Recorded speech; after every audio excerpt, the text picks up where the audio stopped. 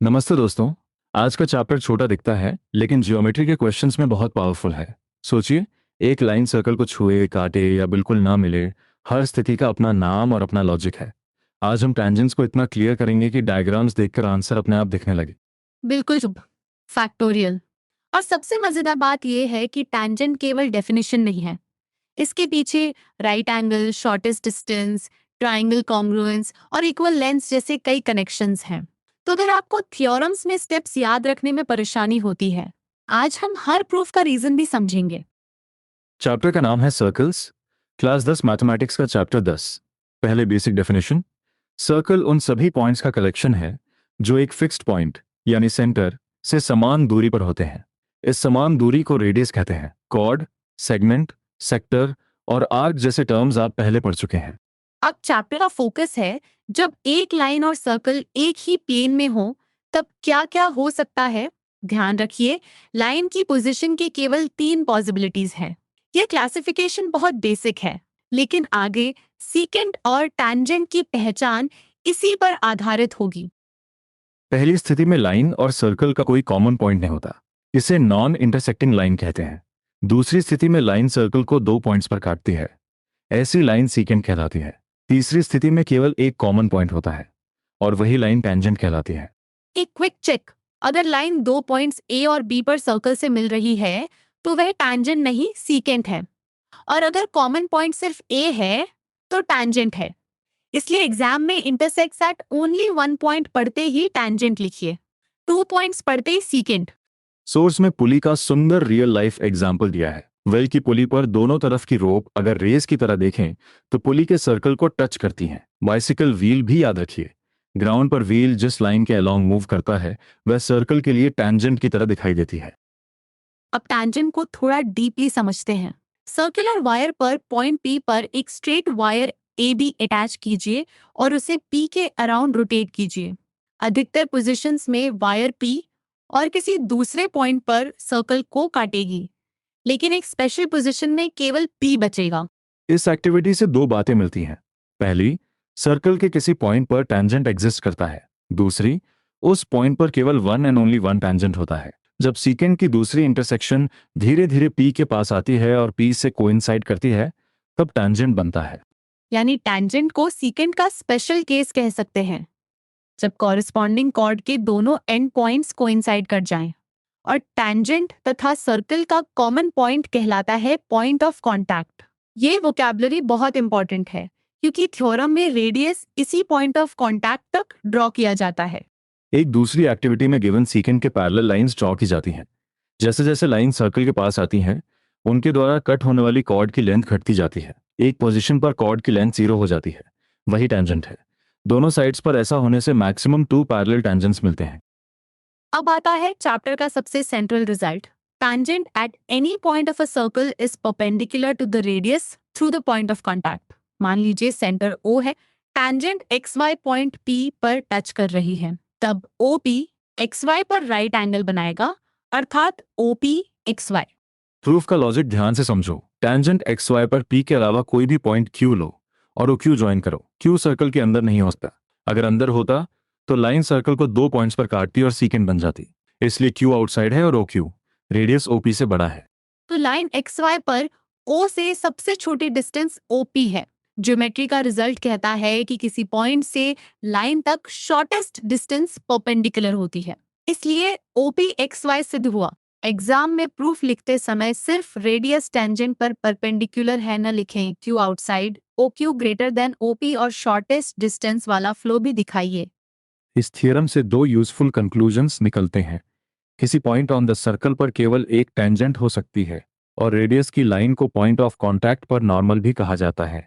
इसलिए डायग्राम में tangent, radius और 90 दिखें तो तुरंत थ्योरम 10.1 आइडेंटिफाई कीजिए। अब लाइकली कंफ्यूजन, किसी आर्बिट्ररी पॉइंट से कितनी टैंजेंट्स ड्रॉ हो सकती हैं? इसका आंसर पॉइंट की पोजीशन पर डिपेंड करता है। पॉइंट सर्कल के अंदर हो, सर्कल पर हो या सर्कल के बाहर, इन 3 केसेस को एक टेबल की तरह मन में रखिए, लेकिन रीजंस भी समझिए। केस 1, पॉइंट सर्कल के अंदर है। उस पॉइंट से खींची गई हर लाइन सर्कल को 2 पॉइंट्स पर इंटरसेक्ट करेगी, इसलिए हर लाइन सीकेंट होगी। अतः कोई टेंजेंट नहीं ड्रॉ की जा सकती। Answer 0 tangents. ये बात एक्टिविटी में भी डायरेक्टली ऑब्जर्व की गई है। केस 2 पॉइंट सर्कल पर है। उस पॉइंट पर एग्जैक्टली 1 टैंजेंट होती है, जैसा रोटेटिंग वायर एक्टिविटी ने दिखाया। केस 3 पॉइंट सर्कल के बाहर है। वहां से एग्जैक्टली 2 टैंजेंट्स ड्रॉ की जा सकती हैं। उनके पॉइंट्स ऑफ कांटेक्ट को अक्सर T1 और T2 नाम दिया जाता है। एक छोटी सावधानी, एक सर्कल की कितनी टेंजेंट्स होती हैं और एक पॉइंट से कितनी टेंजेंट्स ड्रॉ होती हैं, ये अलग क्वेश्चंस हैं। सर्कल पर हर पॉइंट पर 1 टेंजेंट हो सकती है, इसलिए सर्कल की टेंजेंट्स बहुत सारी हो सकती हैं, लेकिन किसी स्पेसिफिक एक्सटर्नल पॉइंट से एग्जैक्टली 2 टेंजेंट्स होती हैं। अब थ्योरम 10.2 एक्सटर्नल पॉइंट से सर्कल पर खींची गई 2 टैंजेंट्स की लेंथ इक्वल होती है। मान लीजिए एक्सटर्नल पॉइंट P से टैंजेंट्स PQ और PR हैं और सेंटर O है। जॉइन OP, OQ और OR। हमें प्रूव करना है कि PQ इक्वल थ्योरम 10.1 के कारण OQ और OR अपनी रिस्पेक्टिव टेंजेंट्स पर परपेंडिकुलर हैं, इसलिए ट्राइंगल्स OQP और ORP राइट ट्राइंगल्स हैं। OQ इक्वल्स OR क्योंकि दो उसी सर्कल की रेडियाएं हैं और OP कॉमन साइड है, अतः दोनों ट्राइंगल्स RH कॉन्ग्रुएंट होंगे। RHS कॉन्ग्रुएंस के बाद CPCT से PQ इक्वल्स PR मिल जाता है। यही इक्वल टैंजेंट लेंथ थ्योरम है। इसे पाइथागोरस से भी समझ सकते हैं। PQ to the power 2 equals OP to the power 2, OQ to the power 2 और PR to the power 2 equals OP to the power 2, OR to the power 2। क्योंकि OQ equals OR, दोनों टैंजेंट लेंथ इक्वल होंगी। एक और important consequence है OPQ equals OPR, इसलिए OP दो tangents के बीच बने एंगल का एंगल बाइसेक्टर है, यानी एक्सटर्नल पॉइंट, सेंटर और दोनों पॉइंट्स ऑफ कांटेक्ट का डायग्राम बनाकर एंगल क्वेश्चंस में सिमेट्री और आइसोसेलेस ट्रायंगल दोनों यूज किए जा सकते हैं। पहले न्यूमेरिकल को देखें। रेडियस 5 सेंटीमीटर है। सेंटर से एक्सटर्नल पॉइंट की दूरी OQ 12 सेंटीमीटर है और टैंजेंट PQ चाहिए। ट्रायंगल OPQ राइट है, इसलिए OQ to the power 2 equals OP to the power 2 plus PQ to the power 2। 10 PQ to the power 2 equals 12 to the power 2, 5 to the power 2 equals 119। रुको, यह labels ध्यान से पढ़ने होंगे। सही डायग्राम में टेंजेंट पॉइंट P पर radius OP equals 5 centimetre और एक्सटर्नल पॉइंट Q से सेंटर की दूरी OQ इक्वल्स 13 सेंटीमीटर होने पर PQ इक्वल्स 12 सेंटीमीटर आता है। एक्सरसाइज में ऑप्शंस में 12 सेंटीमीटर दिया है, इसलिए डायग्राम और गिवन डिस्टेंसेस को सावधानी से मैच करना बहुत जरूरी है। ब्लाइंड फॉर्मूला मत लगाइए। चैप्टर का कॉन्सेंट्रिक सर्कल्स एग्जाम्पल भी यूजफुल है। लार्जर सर्कल की कॉर्ड AB स्मॉलर सर्कल को P पर टच करती है। OP स्मॉलर सर्कल का रेडियस है और टेंजेंट AB पर परपेंडिकुलर है। लार्जर सर्कल में सेंटर से कॉर्ड पर परपेंडिकुलर कॉर्ड को बाइसेक्ट करता है, इसलिए AP इक्वल्स BP।